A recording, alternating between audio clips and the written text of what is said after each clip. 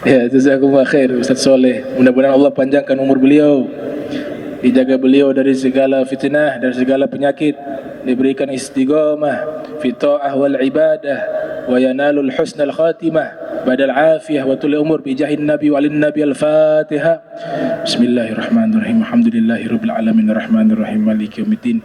Iyyaka na'budu wa iyyaka nasta'in shiratal mustaqim shiratal ladzina an'amta 'alaihim ghairil maghdubin amin. Dan seluruh jamaah yang hadir, mudah-mudahan Allah taala berikan kesehatan, sehat wal afiyah, panjang umur fi ta'ah wal ibadah, wa yanal husnal khatimah ba'datul umur, wa yahsyur ma'al habibi Rasulillah sallallahu alaihi wasallam fi yaumil mahsyar bi syafaatihi bi jahin nabi wa awliya was salihin wa ahlul baitil kiram. Al-Fatihah. Bismillahirrahmanirrahim. Alhamdulillahirabbil alamin arrahmanir rahim maliki yaumiddin. Iyyaka na'budu wa iyyaka nasta'in ihdinas siratal mustaqim siratal ladzina an'amta 'alaihim ghairil maghdubi 'alaihim waladdallin amin. Assalamualaikum warahmatullahi wabarakatuh. Alhamdulillah, innal hamdalillah nahmaduhu hamdan yaliku bi jamalih wa nasta'inuhu isti'anatan taliku bi kamalih wa nastahdihi hidayata man aqarra bi 'azamatihi wa jalalih. Thumma nusalli wa nusallim ala sayyidina Muhammadin wa alihi, amma ba'du. Subhanaka la ilma lana illa ma 'allamtana innaka antal alimul hakim. Rabbi israh li sadri wa yassir li amrin wahlul 'uqdatan min lisani yafqahu qawli wassadid lisani wahdi qalbi bihaqqi sayyidina Muhammadin sallallahu alaihi wa alihi wa barak wasallam. Ya man huwa fi 'uluwihi ka'in, ya man huwa fi fi'li hamid, ya man huwa fi majdihi matin. Allahumma akrimna bi nuril fahmi wa akhrijna min zulumatil wahmi warzuqna fahman nabiyyin wa hifdal mursalin wa ilhama malaikatil mukarramin. Rabbana zidna ilman wa fahma wa aqla ya akramal akramin bihaqqi sayyidina Muhammadin khatamil anbiya'i wal mursalin. Ya Rahman ya Rahim. Wa sallallahu ala sayyidina Muhammadin wa ala alihi wa sahbihi wa barak wa sallam. Walhamdulillahi rabbil alamin. Alhamdulillah, puji syukur kehadirat Allah, salawat dan salam senantiasa kita curahkan kepada junjungan mulia Nabi kita tercinta Sayyiduna wa Maulana Muhammad sallallahu alaihi wasallam beserta seluruh keluarga beliau, sahabatnya dan umatnya. Yang saya muliakan, saya hormati para imam Masjid Al-Munawwar, seluruh pengurus dan jajarannya, seluruh jamaah yang hadir di malam yang mulia ini. Qala muallif rahimahumullah, babud du'a indal iqamah. Rawal Imam Syafi'i bi isnadihi fil hadithan mursalan anna Rasulullah sallallahu alaihi wasallam qala utlubu istijabat du'ai 'inda iltiqa'i juyus wa iqamatis shalah wa nuzulil ghaith. Wa qala Syafi'i wa qad hafiztu an ghairi wahid talabal ijabati 'inda nuzulil ghaith wa iqamatis shalah. Bab tentang doa yang dibaca tatkala iqamah. Al-Imam Syafi'i meriwayatkan di dalam kitab hadis mursal bahwa sesungguhnya Rasul sallallahu alaihi wasallam bersabda, carilah istijabah doa, waktu diterimanya doa, indal tiqa'il juyus, di saat bertemu musuh di medan perang dan mendirikan solat dan turunnya hujan. Hadis ini dinyatakan oleh Al-Imam Syafi'i di dalam kitabnya bahwa Nabi sallallahu alaihi wasallam bersabda, carilah waktu mustajab untuk berdoa di saat peperangan jihad fisabilillah, dan di saat iqamah salat, dan di saat turunnya hujan. Ini adalah waktu-waktu mustajab. Saat jihad fisabilillah itu juga mustajab. Saat iqamah salat ada doa yang sudah dinyatakan oleh Imam Nawawi. Dan yang ketiga, di saat turunnya hujan, itu juga adalah waktu mustajab. Jadi ketika hujan turun, kita perbanyak doa kepada Allah Subhanahu wa taala. Apalagi saat ini kita sedang musim hujan. Banyaklah berdoa karena itu adalah waktu mustajab. Sebagaimana yang diriwayatkan oleh Imam Syafi'i. Al-Imam Syafi'i, saya sudah bahas pertemuan lalu sejarah kitab Al-Um dan Ar-Risalah. Nah, kitab Al-Um ini kitab yang ditulis oleh murid-murid Imam Syafi'i, bukan ditulis oleh Imam Syafi'i. Al-Buwaiti dan Rabi' Al-Muradi yang menulis. Ini seorang imam yang sangat mulia. Bukan hanya pandai secara intelektual, tapi beliau benar-benar orang soleh, orang baik, ahli ibadah, ahli ilmu, zuhud terhadap dunia, dermawan. Semua sifat-sifat mulia ada di dalam pribadi Imam Syafi'i. Jadi bukan orang sembarangan. Yang membuat beliau hebat, sosok ibunya. Jadi di balik anak yang hebat, di situ terdapat ibu yang hebat. Nggak bisa dipisahkan. Pepatah mengatakan al-madrasatul ula lil atfal. Ibu itu sekolah pertama bagi anak-anak. Ibu itu sekolah pertama bagi anak-anak. Saya rekomendasikan kita baca manaqib beliau dari awal sampai akhir, biar kita kenal siapa beliau. Referensi kitab yang baik untuk kita baca biografinya Imam Syafi'i dikarang oleh ulama besar. Yang pertama, Al-Imam Al-Baihaqi, lahir tahun 384 Hijriah, wafat 458 Hijriah. Nah, Al-Imam Al-Baihaqi ini imam ahli sunnah wal jamaah, mazhabnya Syafi'i, akidahnya Asy'ari. Beliau memiliki karya ilmiah membahas tentang biografinya Imam Syafi'i, dan itu sangat bagus pembahasan biografinya Imam Syafi'i, berjudul Manaqib Al-Imam Asy-Syafi'i. Manaqib Al-Imam Syafi'i. Saya tidak tahu apakah sudah diterjemahkan ke dalam bahasa Indonesia atau belum, tapi kitab ini kami pernah baca biografinya Imam Syafi'i. Itu luar biasa. Mulai dari beliau sebelum lahir sampai meninggal dunia dibahas secara sistematis dalam kitab tersebut. Namanya manaqib. Manaqib jamak dari manqabah, menjelaskan tema-tema berkaitan tentang sifat-sifat mulia. Kita kenal ada juga manaqib Syekh Abdul Qadir Jailani, ada manaqib juga Al-Imam Syafi'i. Jadi kalau kita punya uang untuk beli buku, khususnya kita ingin cari tahu nih sosok Imam Syafi'i, belilah kitab yang sudah diterjemahkan lewat kitabnya Imam Baihaqi, Al-Imam Al-Baihaqi. Judulnya Manaqib Al-Imam Syafi'i. Dan yang menyusun kitab ini juga mengikuti mazhab Syafi'i. Akidahnya juga akidah Asy'ari. Imam Syafi'i itu akidahnya Asy'ari.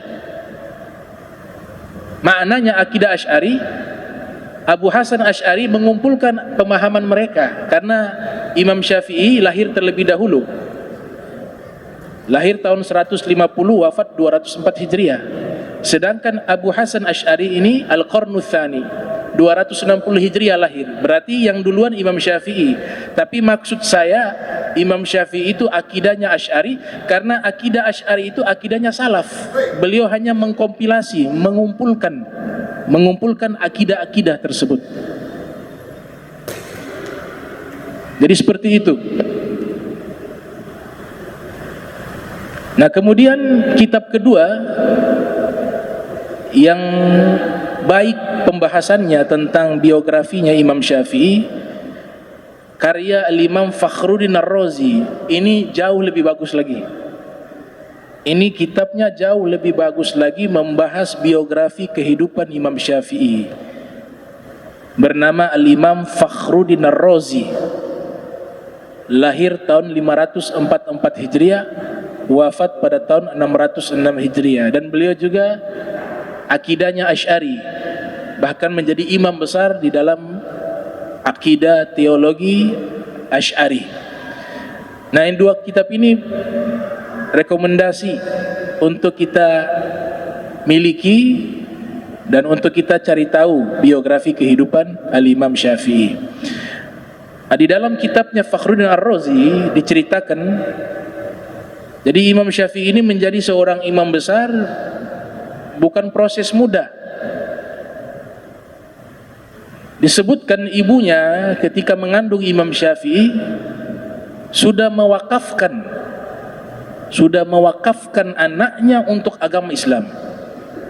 Sudah wakaf anak, bukan wakaf tanah, bukan wakaf masjid, bukan wakaf bangunan pondok pesantren, tapi ibunya ketika masih dalam keadaan mengandung Imam Syafi'i sudah berniat dan melafadzkan bahwa anaknya ini akan diwakafkan untuk ilmu agama Islam. Artinya apa? Sudah bukan milik ibunya, dia miliknya Allah, miliknya agama Islam, miliknya umat. Makanya usia masih anak-anak, beliau kan lahir di Gaza, Palestina, kemudian hijrah ke Makkah, pindah lagi ke Madinah. Pada zaman tersebut pusat ilmu juga ada di Irak, ada di Baghdad, ada di Kufah, ada di Basrah. Banyak ulama-ulama ada di kota-kota tersebut karena sahabat disuruh hijrah oleh Nabi. Banyak sahabat yang pindah, ya, mereka asalnya dari Makkah, asalnya dari Madinah, mereka tersebar, ada yang ke Mesir, ada yang ke Irak, ada yang ke Syam. Tugasnya satu, untuk mengajarkan ilmu Rasul sallallahu alaihi wasallam. Makanya murid-muridnya banyak di sana. Nah, Imam Syafi'i tidak bertemu dengan sahabat. Imam Syafi'i tidak bertemu dengan muridnya sahabat, tapi bertemu dengan murid-muridnya sahabat. Murid-muridnya Nabi Muhammad sallallahu alaihi wasallam. Maka usia masih anak-anak, ibunya perintahkan Imam Syafi'i keluar menuntut ilmu. Fakhruddin Ar-Razi menyebutkan usianya Imam Syafi'i pada waktu itu 6 sampai 7 tahun. 6 sampai 7 tahun. Makanya beliau hafal Al-Quran 6 tahun. 9 tahun beliau menghafal kitab Al-Muwatta dalam waktu hanya 7 hari. 5.000 hadis beliau hafal dalam waktu 7 hari. Sekarang, zaman sekarang ini, Arba'in Nawawi 40 hadis hafal 1 tahun belum tuntas. Arba'in Nawawi 42 hadis 1 tahun belum tuntas. Hafal sanatnya, nanti matannya lupa. Sudah hafal matannya, sanatnya lupa. Sudah hafal matan, sanat, rawahunya lupa. Rawahul Bukharinya terbalik-balik, jadi Muslim, jadi Abu Daud. Sudah hafal rawahu Abu Daud, yang matan, yang sanatnya juga lupa. Nah, tapi Imam Syafi'i Al-Muwatta itu 5.000 lebih hadis, beliau dalam waktu 7 hari sudah hafal di luar kepala dan seumur hidup. Seumur hidup. Gak ada sejarah Imam Syafi'i mengulang kitab Muwatta, gak ada. Sekali hafal terrekam abadi di dalam otaknya. Usia yang masih anak-anak seperti itu, sang ibu mengatakan, wahai anakku, keluarlah pergi ke Irak menuntut ilmu. Itu bukan jarak yang dekat. Jarak antara Irak dengan Jazirah Arab, sekarang ini kan masuk Saudi Arabia, Makkah, Madinah. Itu perjalanan yang jauh bagi seorang anak kecil. Bagi orang dewasa saja itu perjalanan yang menyulitkan. Ini anak usia 6-7 tahun, dalam satu riwayat 9 tahun sudah pergi keluar. Kemudian Imam Syafi'i mengatakan kepada sang ibu, wahai ibu, nanti ada waktu saya akan kembali bertemu dengan ibu. Kata sang ibu, wahai anakku, nanti kita ketemu saja di hari kiamat, padang mahsyar. Di padang mahsyar baru kita ketemu. Sekarang tugas engkau, tuntutlah ilmu, kelak engkau jadi orang besar, itu sudah cukup bagi ibu. Nah, waktu berjalan beliau pergi menuntut ilmu. Ya, beliau menuntut ilmu sangat sungguh-sungguh, sampai beliau menyatakan dalam kitab Manaqib Al-Imam Baihaqi, saya menuntut ilmu seperti seorang ibu mencari anaknya yang hilang. Saya menuntut ilmu keadaannya sama seperti seorang ibu mencari anaknya yang hilang. Tidur tidak bisa, pikirannya hanya itu, waktunya habis hanya untuk pergi ke sana ke sini untuk mencari anaknya. Begitulah cara saya menuntut ilmu, kata Imam Syafi'i. Jadi tidak ada tidur. Ya, Imam Nawawi saja mengatakan 2 tahun saya belajar, tidak pernah saya letakkan punggung saya di atas tanah. 2 tahun. Ma baqitu sanatain lam ata' janbi 'alal ardi. Fa idza ghalabani naum ada urasi 'alal kutubi fantabahtu sa'atan. Kata Imam Nawawi, 2 tahun saya tidak pernah letakkan punggung di atas tanah. Saya gunakan untuk belajar. Kalau saking ngantuk, saya tidak kuat, saya letakkan kepala di atas buku. Kemudian saya terbangun lagi, saya lanjutkan belajar lagi. Seperti itu keadaannya para ulama-ulama terdahulu di dalam menuntut ilmu. Nah, ternyata waktu berjalan, sang ibu dari Imam Syafi'i pergi sholat di Masjidil Haram. Beliau juga mungkin melaksanakan umroh. Di zaman tersebut di Masjidil Haram, di setiap sudutnya ada halaqah-halaqah ilmiah, ada perkumpulan yang membahas ilmu. Seorang syekh menerangkan, kemudian murid duduk melingkar. Ini waktu sudah puluhan tahun.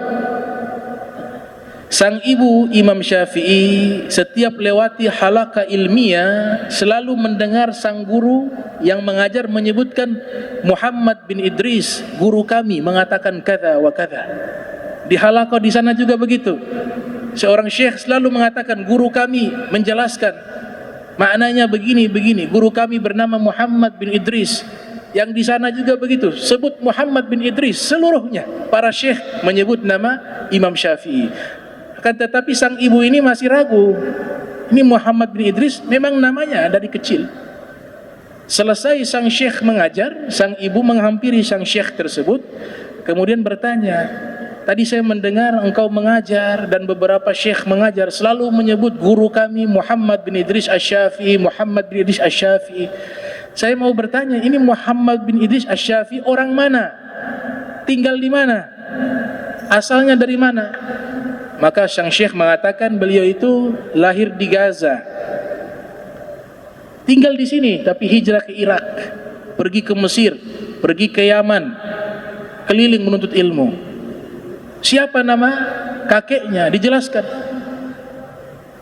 Kemudian sang ibu ini terharu, muncul dalam hatinya keyakinan inilah anaknya. Maka sang ibu mengatakan, Muhammad bin Idris, kalian tahu tahun lahirnya kapan? Dijelaskan 150 Hijriah. Lahir di Gaza, sukunya ini. Maka sang ibu mengatakan, itu adalah putraku. Sekarang kalian kalau kembali ke Irak atau ke Mesir, tolong titipkan salam dariku ibunya kepada Imam Syafi'i. Dan katakan kepadanya, sekarang sudah waktunya engkau bisa bertemu dengan ibunya. Dengan ibumu, sudah bisa engkau bertemu. Baru disampaikan salam tersebut, Imam Syafi'i baru ketemu dengan sang ibu. Nah itu. Jadi luar biasa nih, Al-Imam Syafi'i, biografinya luar biasa. Nah alhamdulillah kita ini di Asia Tenggara khususnya mayoritas mengikuti mazhab Syafi'i secara fikih. Mazhab Syafi'i adalah mazhab yang tawassut, moderat di antara mazhab yang lain. Kalau mazhab Maliki itu tasamuhnya, ya, dia punya toleransi tentang hukum terlalu longgar. Mazhab Maliki, contoh, suami istri bersentuhan tidak batal wudu, itu mazhab Maliki. Syafi'i batal. Kemudian seluruh makanan kebanyakan halal dibanding haram. Mazhab Maliki, anjing itu halal tapi makruh dimakan. Anjing itu suci, tidak najis. Mazhab Maliki. Buaya halal, kuda nil halal, ya. Ular khilaf. Tapi kalau Syafi'i banyak yang diharamkan. Anjing haram, anjing najis, mughalladhah, najis berat. Hewan yang bertaring haram, buaya haram, pendapat jumhurnya. Ular haram. Jadi Maliki tasamuh, terlalu longgar di dalam hukum. Bukan berarti salah, tidak. Ini hasil ijtihad mereka, usaha mereka mengumpulkan hukum. Tapi membandingkan, Maliki ini dia tasamuh. Hanafi juga cenderung ke tasamuh seperti Maliki. Menyentuh kemaluan tidak batal wudu. Kalau kita Syafi'i, kemaluan kita disentuh dengan bagian dalam, bagian batin, ini batal wudu. Kalau Hanafi tidak batal wudu. Tapi ada kalanya pendapat Hanafi juga ada yang dia keras, tegas. Solat, dalam keadaan solat tertawa batal wudu, berdosa dan batal wudu. Hambali cenderung keras hukumnya. Meninggalkan solat 5 waktu 1 kali dengan sengaja hukumnya kafir. Mazhab Hambali. Mazhab Syafi'i gak kafir, fasik, dosa besar, taubat, selesai. Hambali gak kafir. Man taraka salatan muta'ammidah faqad kafar jihara. Siapa yang meninggalkan solat 1 kali dengan sengaja, maka dia telah kafir. Itu mazhab Hambali. Imam Syafi'i mengatakan ada klasifikasinya. Kalau dia meninggalkan solat, kemudian dia sengaja mengingkari solat itu, dia katakan solat itu tidak wajib, maka dia kafir. Tapi kalau dia tinggalkan solat karena malas, dia muslim tapi dosa besar.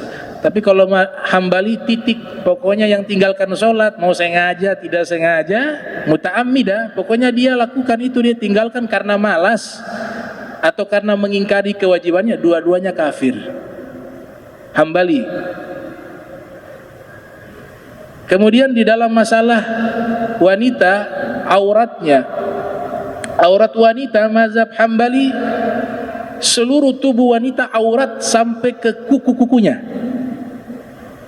Jadi kalau kelihatan kuku haram. Mazhab Hambali. Mazhab Hanafi tasamuh. Seluruh tubuh wanita aurat kecuali wajah dan kedua telapak tangan. Mazhab Syafi'i ada khilaf. Ada yang mengatakan seluruhnya wajib ditutup, bercadar.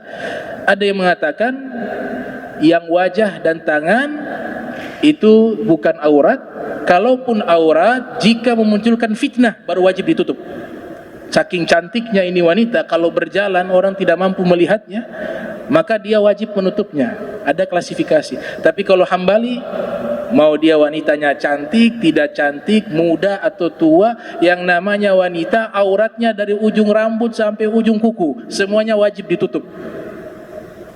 Berarti Syafi'i kan dia tasamuh, tawassut, dia moderat. Yang satunya tasamuh, terlalu toleransi di dalam masalah hukum. Mazhab Hambali itu dia asyiddah fil hukmi, dia terlampau tegas di dalam hukum.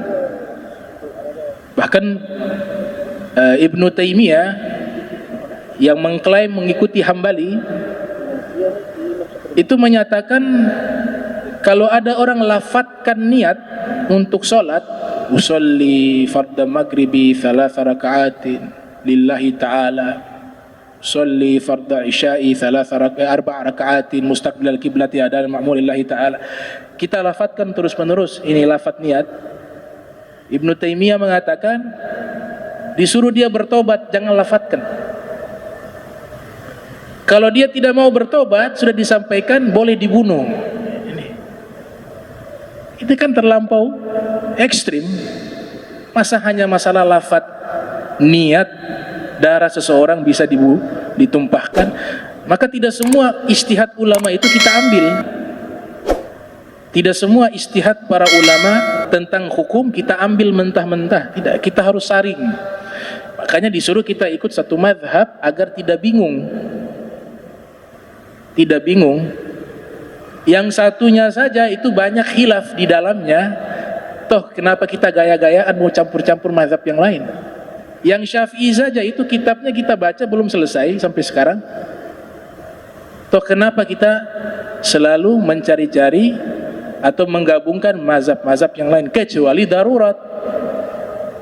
Berpindah mazhab itu ada syarat-syaratnya. Ada syarat-syaratnya, tidak asal pindah. Nanti satu pertemuan khusus kita bahas itu, ada 6 syarat di mana di saat itu boleh kita berpindah mazhab. Nah tadi contoh satu fatwa yang sangat ekstrim, al-ghulu, melafadzkan niat di dalam mazhab Syafi'i mustahab, hukumnya dianjurkan. Terlepas mazhab lain mengatakan tidak perlu dilafadzkan. Nah ini kan perkara khilafiyah dalam fikih, tidak perlu sampai mengatakan harus dibunuh, dan tidak perlu mengatakan itu salah, dan tidak perlu dipermasalahkan. Karena lafadz niat itu bukan di dalam sholat, tapi sebelum sholat. Kalau jika di dalam sholat, maka itulah yang salah. Sudah takbiratul ihram baru baca niat, tapi kan sebelum sholat.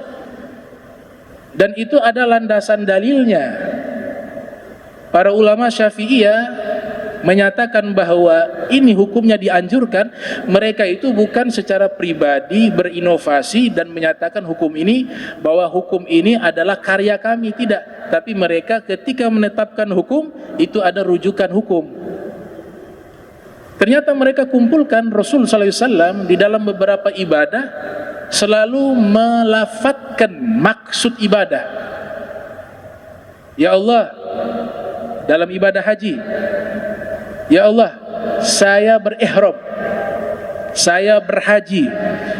Ketika Nabi berkurban, Nabi katakan, ya Allah, ini saya berkurban untukku dan keluargaku, untukku dan umatku. Ketika Nabi sallallahu alaihi wasallam mau berpuasa sunnah, bertanya kepada istri beliau Sayyidatuna Aisyah, hal indakum syai'un, apakah ada makanan? Sayyidah Aisyah mengatakan tidak ada ya Rasulullah. Qalan Nabi inni shaim, kalau begitu saya puasa. Itu kan lafaz, melafadzkan ibadahnya. Itu isyarat niat, apalagi dikuatkan dengan hadis man lam yubayyit siyam qabla al-fajri fala siyama lahu. Siapa yang tidak menetapkan niat berpuasa sebelum fajar, maka tidak ada puasa baginya. Yang dimaksud puasa Ramadan. Nabi katakan apa? Niat di situ. Yang menjelaskan ulama. Nah, ulama mengambil kias. Kias itu hukum yang legal di dalam Islam. Hukum yang diajarkan oleh Allah, bukan oleh ulama. Hukum kias itu hukum yang diajarkan oleh Allah subhanahu wa ta'ala. Ya ayyuhalladzina amanu ati'ullah wa ati'ur rasul wa ulil amri minkum fa in tanaza'tum fi syai'in farudduhu ilallah wa rasul. Wahai orang-orang beriman, taatilah Allah, Al-Quran. Hukum pertama yang kita pegang Al-Quran. Taatilah Rasul. Siapa Rasul? Sunnah, hadis. Dan para ulama ijma', jika tidak mendapati keterangan hukum di dalam Al-Quran dan hadis, kembalikan lagi kepada Al-Quran dan hadis. Maknanya apa? Kiaskan, analogikan. Makanya standar hukum dari 4 mazhab sama di 4: Al-Quran, was sunnah, wal ijma', wal qiyas. Semua 4 mazhab menggunakan itu. Dari sinilah para ulama Syafi'iyah mereka memberikan keterangan kalau melafadzkan niat untuk melakukan sholat itu tujuannya membantu agar niat itu hadir dalam hati, bukan niatnya itu dari lisan. Al-isti'anah li hudurin niat fil qalb, membantu agar niat itu hadir di hati. Itu. Nah, ini fatwa daripada Ibnu Taimiyah bahwa orang kalau melafadzkan niat terus menerus, kemudian disuruh taubat, jangan lafadzkan lagi, tidak mau taubat, maka halal untuk dibunuh. Itu keterangan disebutkan di dalam beberapa kitab, diantaranya dalam kitabnya Tarikhul Islam karya Imam Zahabi. Imam Zahabi masih muridnya, tapi gurunya banyak. Ini keterangan dikutip oleh Al-Habib Hasan bin Ali As-Saqaf, ulama yang ada di Jordania. Beliau yang menjelaskan bahwa keterangan itu ada di dalam kitab-kitab terdahulu, kitab Az-Zahabi atau kitab ulama lainnya, tapi pendapat itu ada dari Ibnu Taimiyah, bahwa kalau orang terus melafazkan niat, dianggap itu satu perbuatan bid'ah, disuruh taubat tidak mau taubat, maka halal darahnya, boleh dia dibunuh. Nah, ini Islam tidak seperti ini. Tidak seperti ini Islam.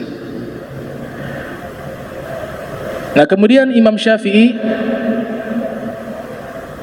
meriwayatkan hadis ini tentang masalah carilah waktu mustajab di dalam doa di saat bertemunya pasukan, dan di saat iqamah shalah, dan di saat turunnya hujan. Ini hadis dari Nabi sallallahu alaihi wasallam secara mursal, termaktub dalam kitab Al-Um, 9 jilid kitab itu, dan ada keterangan hadis tersebut walaupun sanadnya mursal, tidak marfu kepada Nabi Muhammad sallallahu alaihi wasallam.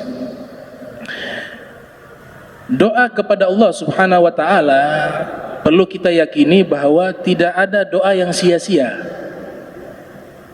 Wa qala rabbukum ud'uni astajib lakum. Allah Ta'ala berfirman, berdoalah, pasti aku ijabah. Di dalam sistematika bahasa Arab, ini artinya pasti. Artinya pasti. Ada kata perintah, kemudian ada jawabul syarat. Fi'il mudhari, ud'uni astajib lakum. Astajib fi'il mudhari, itu jawaban daripada ud'uni. Artinya apa? Kepastian. Kemudian di ayat yang lain Allah Subhanahu wa taala berfirman, wa idza sa'alaka ibadi anni fa inni qarib ujibu da'watad da'i idza da'ani falyastajibu li wal yu'minu bi la'allahum yarshudun. Apabila mereka bertanya kepadamu wahai Nabi Muhammad tentang diriku, aku dekat. Makna dekat di sini bukan Allah wujudnya dekat dengan kita, tidak. Allah tidak terikat ruang dan waktu, tapi ilmunya Allah itu dekat kepada kita. Allah mengetahui seluruh apa yang kita butuhkan, apa yang kita minta, namun diajarkan kita melafadzkan doa itu lebih baik. Walaupun Allah tahu apa yang ada di hati kita. Qarib ujibu da'watad da'i, aku senantiasa menjawab doa hambaku. Itu kepastian yang harus kita yakini, bahwa setiap doa yang kita panjatkan tidak ada yang sia-sia. Namun cara penerimaan yang Allah nanti berikan itu bukan caranya kita, tapi caranya Allah, karena Allah lebih tahu maslahat dan mafsadatnya. Bisa jadi Allah Ta'ala simpan doa kita, Allah tidak gabul di dunia, Allah simpan di akhirat sebagai tambahan pahala kita yang menyelamatkan kita di akhirat. Atau bisa jadi Allah Ta'ala jadikan itu doa tidak diijabah, Allah jadikan itu sebagai ganti dari terlindungnya dari musibah. Atau Allah Ta'ala gabulkan di waktu yang tepat. Allah tahu kapan waktunya itu tepat, Allah gabulkan di waktu yang tepat, bukan waktu kita minta saat ini juga kemudian Allah gabulkan. Atau Allah ganti permintaannya, dia mintanya lain, Allah kasihnya lain, karena Allah tahu yang ini lebih baik daripada yang itu. Jadi tidak ada yang sia-sia di dalam berdoa. Tidak ada yang sia-sia di dalam berdoa. Sehingga Rasul sallallahu alaihi wasallam bersabda, ad-du'a'u mukhul ibadah. Doa itu substansi daripada ibadah. Doa itu penghubung kita dengan Sang Rabb. Sayyidina Ali bin Abi Thalib meriwayatkan Rasul sallallahu alaihi wasallam bersabda, ad-du'a silahul mu'min wa imaduddin wa nurus samawati wal ard. doa itu senjatanya orang beriman, tiangnya agama dan cahaya di langit dan di bumi, kata Imam Ali bin Abi Thalib meriwayatkan hadis dari Nabi Muhammad sallallahu alaihi wasallam. Kemudian doa satu-satunya senjata untuk menolak bala. Kita ini dalam keadaan banyaknya musibah, banyaknya wabah penyakit, justru obatnya itu yang paling utama banyak meminta perlindungan kepada Allah Subhanahu wa taala, banyak berdoa. Hadis yang diriwayatkan di dalam riwayat Al-Imamul Hakim disebutkan Rasulullah SAW bersabda, la yaruddul qadara illa du'a, la yaruddul qadara illa du'a'u. Ketetapan yang Allah tetapkan tidak bisa tertolak kecuali lewat doa. Musibah yang akan menimpa itu tidak akan bisa kita rubah, tidak akan bisa kita menghindar kecuali dengan berdoa. Itu sabda Rasulullah sallallahu alaihi wasallam. Al-Imam Ibnul Qayyim Al-Jauziyah dalam satu kitabnya yang lahir pada tahun 691 Hijriah, wafat 751 Hijriah, beliau menjelaskan maksud daripada hadis tersebut, bahwa takdir itu tidak bisa ditolak kecuali dengan doa. Musibah yang Allah tetapkan tidak bisa kita hindari kecuali lewat doa. Itu maknanya 3. Yang pertama, Allah sudah tetapkan akan terjadi musibah, tapi karena kita berdoa kepada Allah, diminta dijauhkan dari musibah, diangkat itu musibah, maka Allah bisa mengkabulkan doa itu dan Allah angkat itu musibah. Tidak terjadi musibah karena sebab doa. Itu makna pertamanya. Makna keduanya, Allah sudah tetapkan musibah, tapi kita berdoa untuk terhindar dari musibah. Maka yang tadinya musibahnya itu musibah yang sangat berat, tapi karena kita sudah doa jadi separuh. Musibahnya tidak seberat yang pertama. Kalau kita tidak berdoa itu musibahnya jauh lebih besar, tapi karena sebab kita berdoa kepada Allah, minta perlindungan, akhirnya Allah kurangi itu kadar musibah tersebut. Atau yang ketiga, musibah ini mau menimpa kita, tapi sudah kita berdoa kepada Allah, minta dijauhkan dari musibah, maka di sini ada pertentangan. Bisa jadi Allah angkat, bisa jadi musibah tetap terjadi. Nah, itu penjelasan Ibnul Qayyim tentang doa. Dan doa itu bagian dari takdir. Doa itu bagian daripada takdir. Takdir itu tidak bisa dirubah, karena dia masuk dalam konsepnya Allah, qada. Tapi ketika orang itu berdoa, kemudian terubah itu bencana, yaitu doa itu bagian dari takdirnya Allah Subhanahu wa ta'ala. Ada beberapa sahabat, mereka pernah meminta doa. Nah, kita meminta doa kepada guru kita, itu hal yang dibolehkan, karena dipraktekkan oleh Rasul, oleh sahabat. Bahkan Rasulullah pernah meminta doa kepada Sayyidina Umar, padahal magobnya Nabi di atas segala-galanya, tapi Nabi mendidik banyak-banyak minta doa kepada orang. Nabi saja memberikan contoh, pernah menyatakan kepada Sayyidina Umar, ketika Sayyidina Umar mau melakukan umroh atau ibadah haji, Nabi katakan, ya ukhay la tansani bidu'aik, wahai saudaraku, jangan lupakan saya dengan doamu. Apakah doa Nabi tidak digabul? Tidak dikabul, tapi Nabi didik kita tawadu. Jangan rasa suci punya dia saja yang mustajab. Orang lain kita tidak tahu di antara kita siapa doanya yang mustajab, maka banyak-banyaklah meminta orang lain mendoakan kita.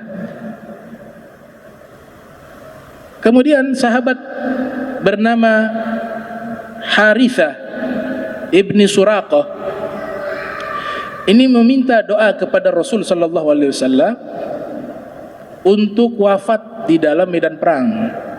Waktu itu Ghazwatul Badar, perang Badar.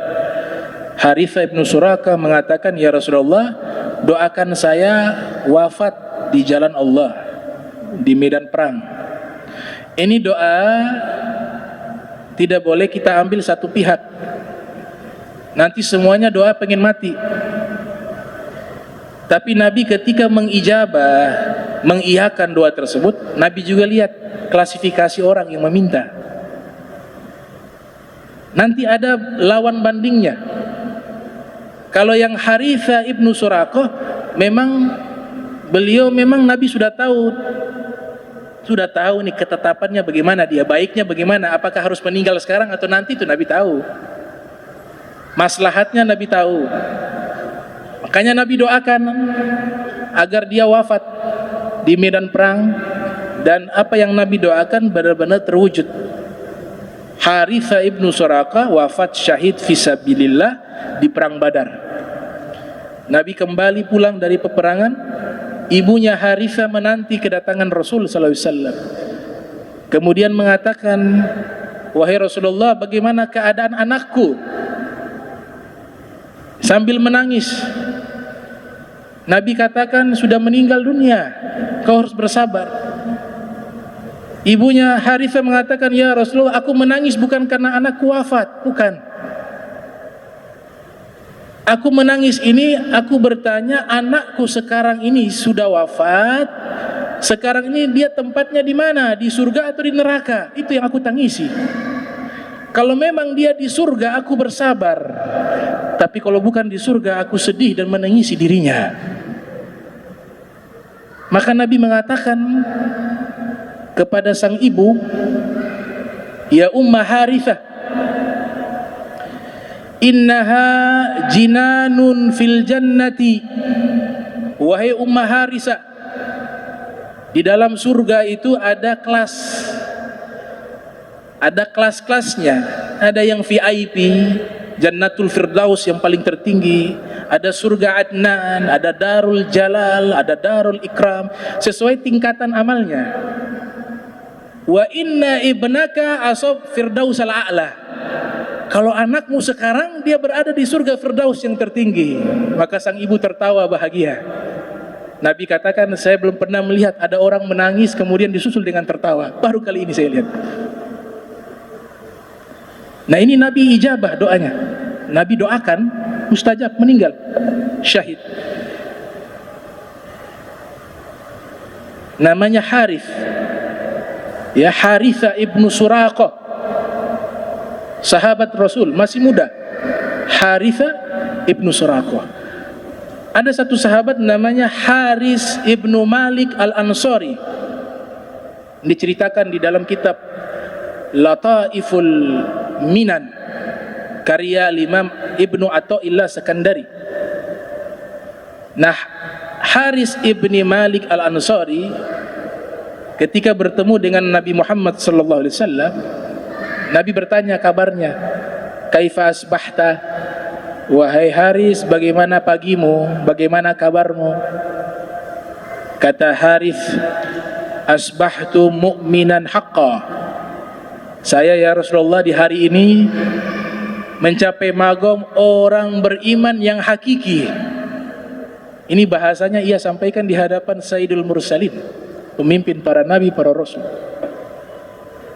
Saya hari ini berada di puncak keimanan.